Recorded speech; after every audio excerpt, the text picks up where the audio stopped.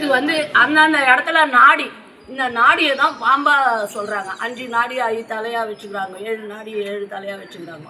அந்தந்த சாமிக்கு அந்தந்த இது தலை இருக்கும். பாம்பா வடிவம். பாம்புன்றது பாம்பு கிடையாது. இந்த நாடியை பாம்பா உருவத்தி நம்ம வெளியே புறத்தில் வந்து வச்சுக்கிறாங்க. அகத்தில் வந்து நாடி, பாம்பெல்லாம் சொல்கிறதெல்லாம் நாடி. இந்த நாடி வந்து அவர் முதல்ல வந்து 4 பாட்டு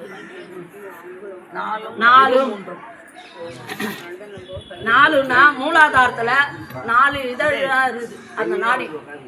அந்த நாடி நரம்பு 4 இதழாக இருக்குமா. அந்த வடிவம் வந்து 4 இதழ் தாமரை வடிவத்தில் இருக்குமா.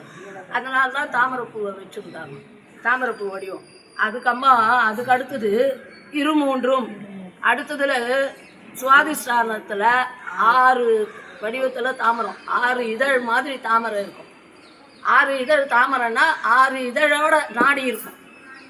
அதே மாதிரி 3 மணிப்பூரகத்தில் முக்கோணம் நாடி வந்து 10 இதழ் தாமரை. மணிப்பூரகத்தில் 10 இதழ் தாமரை. அநாதகத்தில் 12 இதழ் தாமரை. 12 இதழ் தாமரை. இங்கே வந்து ஆங்சையில் 16 இதழ் தாமரை. இது விசுத்தியில் 16 இதழ். இங்கே 10. இங்கே முதல்ல மூலாதாரம் 4 இதழ், அப்புறம் 6 இதழ், அதுக்கப்புறம் 10 இதழ், அதுக்கப்புறம் 12 இதழ், இது 16 இதழ். இங்கே வந்து 7 இதழ். இங்கே பரமசிவம் இங்கே தான் இருக்கார் சாமி. அதனால தான் இது காசின்றது.